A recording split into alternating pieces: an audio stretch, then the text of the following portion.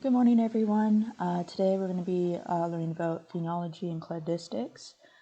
So when you click into our 2.2, you are going to see we have a PowerPoint and a PDF. If you have the ability to use the PowerPoint, there's a few slides that have a couple questions that help work through what a cladogram is. If you don't, the answers will show anyway on the PDF. So please write a note. I've highlighted in red what you need to write down. Anything extra is just for your information. If you feel something is important, then write it down. The second thing is the Clado Rama worksheets. Now, I gave these out yesterday. If you don't have them because you weren't here, bring it up on your computer. You can write everything down on a piece of paper, the charts, and draw on your cladogram. The last cladogram, so there's 3, the last one you're going to do as a good copy, whether it's on the computer or on a piece of paper with your chart. And you're going to submit that via the assignment link. So you can click this right here, okay, and you can submit it. You can also see it here on the corner, and you could also do it by clicking this icon here, and it will show you. Okay. Don't forget about your exit questions from yesterday. Those are available. I've extended it to 12. Okay, so I just wanted to go over the cladogram assignment with you briefly, just to go over one. So this is the assignment here. So a little background: if a group of organisms share specific features, we say those features are shared derived characteristics. Organisms can be organized based on the overall number of the shared derived characteristics. These diagrams look like trees, and they're called phenogenic trees or cladograms. The more derived structures two organisms share, the more recently their common ancestors lived. On a cladogram, the closer the fork in the branch between the two organisms, the closer their relationship. So for example, I have this little one right here with superheroes. Okay, so I have the Flash, the Hulk, and the Superman. They're all on the same line here because they were all alive at the same time. Okay. Then I have these derived characteristics. I have super speed, super strength, and flight. Okay, so when a characteristic is before the organism, that means that the organism has that characteristic. So for example, super speed. So the Flash has it, the Hulk has it, the Superman has super speed. Okay, after the Flash, there's super strength. Now the Flash does not have super strength. Okay, so that's why he is right here on this cladogram. Okay, so he's after this characteristic because he has it, but before this one because he doesn't have it. But the Hulk and Superman both have super strength. And then this is where the Hulk and Superman diverge. The Hulk does not have the ability to fly, but Superman does. Okay. So your assignment, okay, the first 2 cladograms, I have examples for you to practice with. If you want me to check them over, that's no problem. I'm going to do this first one with you. So you're given a group of organisms and list their distinguishing characteristics. You'll construct a cladogram and properly interpret and analyze the cladogram in terms of common ancestry and evolutionary relationships. So here are animals: horse, cat, leopard, turtle, wolf, and worm. These are the traits: ability to purr, backbone, carnivorous, hair and fur, and retractable claws. So what you do is you look at each animal and you determine its characteristics. So for example, does the horse have the ability to purr? No. So I'm not going to put an X here. Does it have a backbone?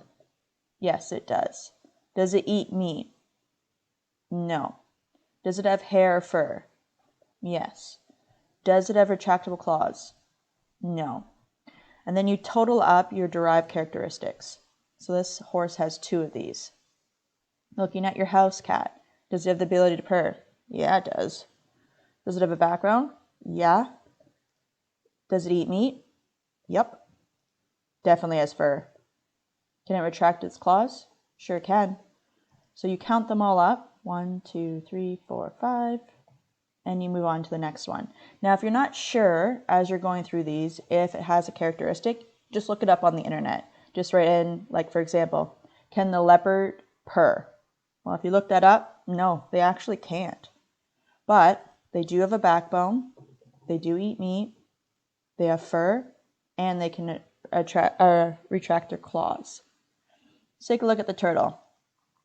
Yeah, I've never seen a purring turtle, but it does have a backbone. I wouldn't necessarily call it carnivorous. Hair and fur, nope. Retractable claws, no. Wolf, okay, can't purr. But it does have a backbone, does eat meat, does have fur, but it can't retract its claws. All right, the worm. All right, yeah, no purring. It definitely doesn't have a backbone, doesn't eat meat, no hair, fur, and it doesn't have claws. All right, let's add these up. 4, 1, 3, and 0.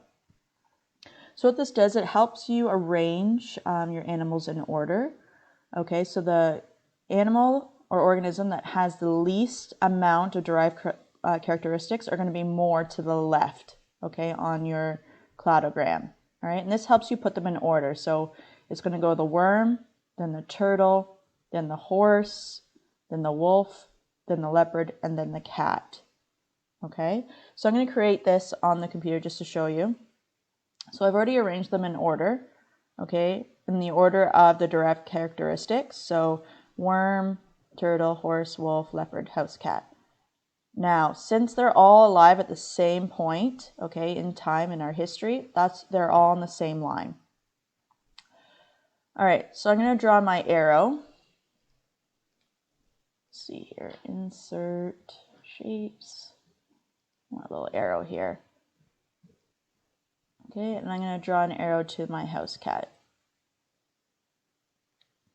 Okay, so there's my first arrow. Okay, so now we have to figure out all of our characteristics. So first, we are going to do, we need our first characteristic. So I'm going to put that here and we'll take a look.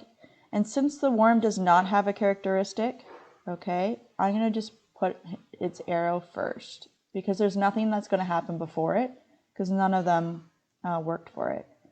So this worm, okay, I'll turn that black. So our first characteristic, I'm going to look up here, okay, that we show is a backbone. So the turtle has 1, so we're going to go with that first characteristic, that first trait. So backbone is going to be our first deciding factor. So I got over here, fur, carnivorous, backbone. There we go. Okay, and I'm going to put the backbone there. Okay, so that's my first characteristic.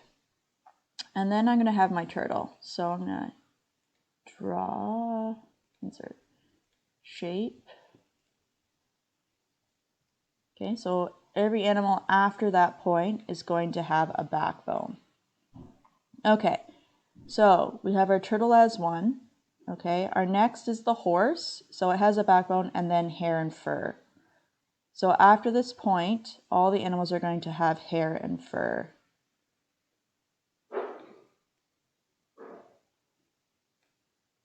Okay, hair and fur.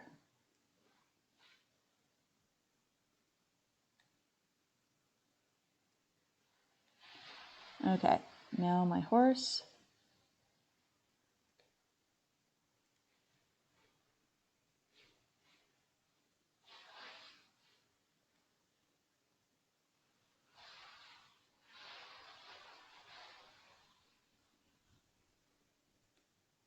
Next one, to my third trait, I'm going to have to look at the wolf, carnivorous.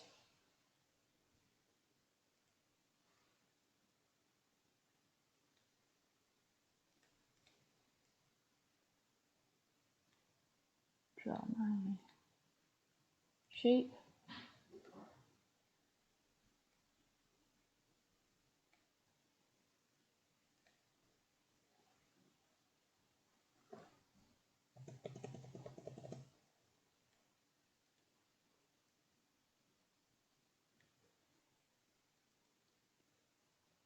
Okay. Retractable claws would be our next one, because our fifth animal, okay, it's going to be the leopard, and that is our next trait.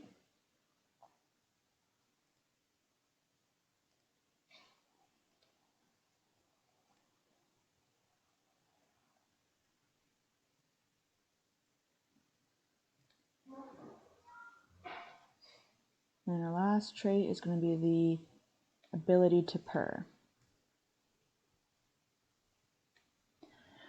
Okay, so some things to point out.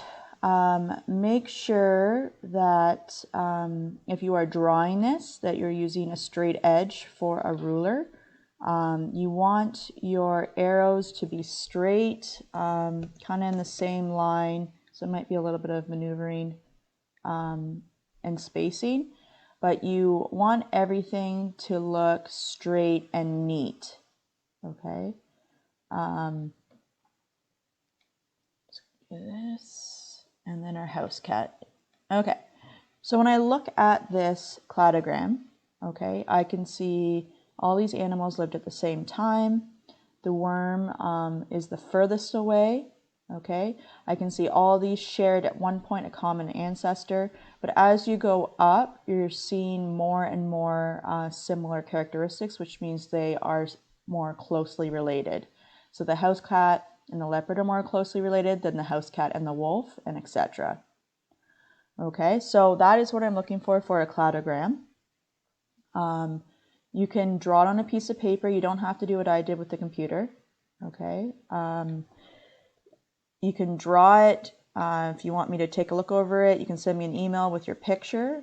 For your assignment, either you can do it the way I've done it, or take a picture with your phone and then send it to me. So our next one is the animal kingdom. Okay, so we have bony limbs, eukaryotic, hair, fur, jaws, multicellular, if they have a placenta or a segmented body. So what I would do is, if you're not sure about any of these characteristics with these animals, I would look it up. I would just write, does the amoeba have bony limbs? Well, no, they don't. They're actually a single cell organism. So there's no bones. Go along, do each animal or organism, and figure out which ones have your characteristics. At the end, okay, count them up, and there should be the right number of characteristics going from 1 to 1, 2, 3, 4, 5, 6, 7, 8. So from 1 to 8. So if you're not getting that, that means that one of your characteristics is off for one of your animals, and you have to go back and find out. If you need help, just send me an email. We're going to do our Teams meeting at 11. This example number 3 is the one I'm going to mark. Okay, so you can put it on a piece of paper on here. Here's some explanations of the characteristics. If you can submit that to me, that'd be great. If you need more time, I think I have it till tomorrow, but you can ask me tomorrow if we can't get in touch. Okay? All right, guys, we'll see you at 11 if you have any questions. Have a good one.